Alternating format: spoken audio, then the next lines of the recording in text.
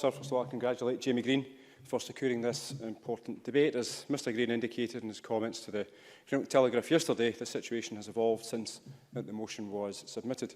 Also, the first point I want to highlight is my frustration with the Health Board. I've said it publicly before, but also to the Health Board staff directly. The communication about this process, about this change, was nothing short of a disgrace. Staff being told with 24 hours notice of a change is no way to run any service. It certainly showed a disregard for local staff and also for Inverclyde, so I fully understand and support the comments from my constituents as they expressed their anger. Also, both Mr Green and myself have raised the ICU in this chamber, and I did it directly with the First Minister, as you'll be very much aware. And also, I would like to put a couple of undeniable facts on the record just in this particular debate. The campaign, first of all, the campaign that was being run was adamant that the ICU was closing. It isn't. The beds are still there, being used, the staff are there, and patients are still going to the ICU. Level 1 and Level 2 intensive care remains at the IRH. The issue is that of Level 3 intensive care, which Mr Green touched upon. Now, I want that fully returned to the Inverclyde Royal Hospital. I actually would like more services at the hospital, and I will come on to that point in a few moments. Now, I've spoken to various health staff at the hospital, both formally and also informally, and it's clear that there is a variety of opinions as to this decision that was taken and also the care that the patient will get. But ultimately, the patient should be the uppermost person in the minds of everyone who cares about this issue and also about others regarding the IRH.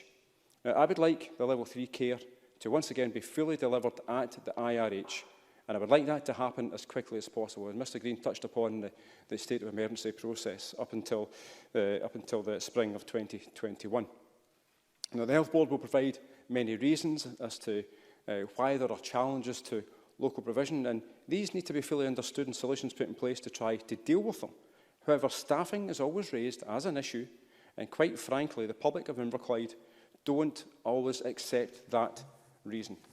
The Health Board regularly state that the IRH has a long-term future, and I do agree with them on that point. However, the one issue that would put that beyond any doubt is for the Health Board to build a replacement for the Inverclyde Royal Hospital. A replacement removes any accusations that the hospital is going to close and that it is going to be downgraded.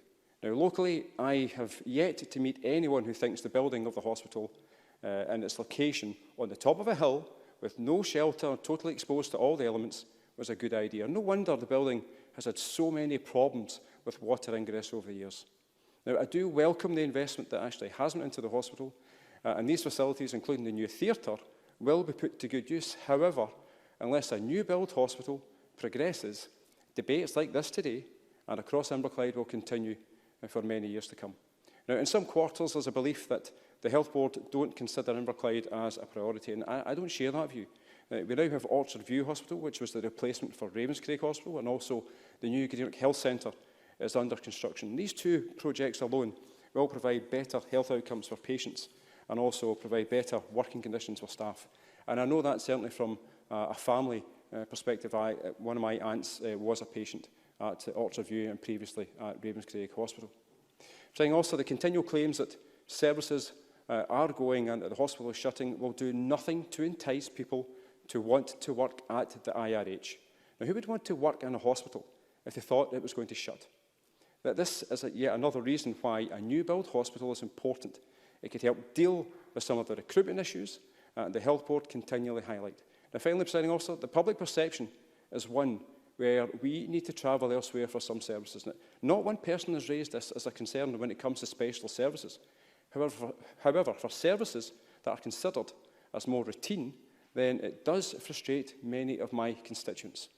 My constituency is one of the oldest population shares across Scotland, and under the SIMD index, we now have some of the most deprived data zones in the country, including the highest data zone in the country. My community has many underlying health conditions, many of them as a result of the previous working conditions. The Health Board obviously understand most of this, but with the investment in the two new facilities that I just mentioned, but they can fully understand it by committing to a new build leading to improved recruitment, and also resulting in making it easier for services to be delivered locally as compared to asking my constituents to travel elsewhere for routine services.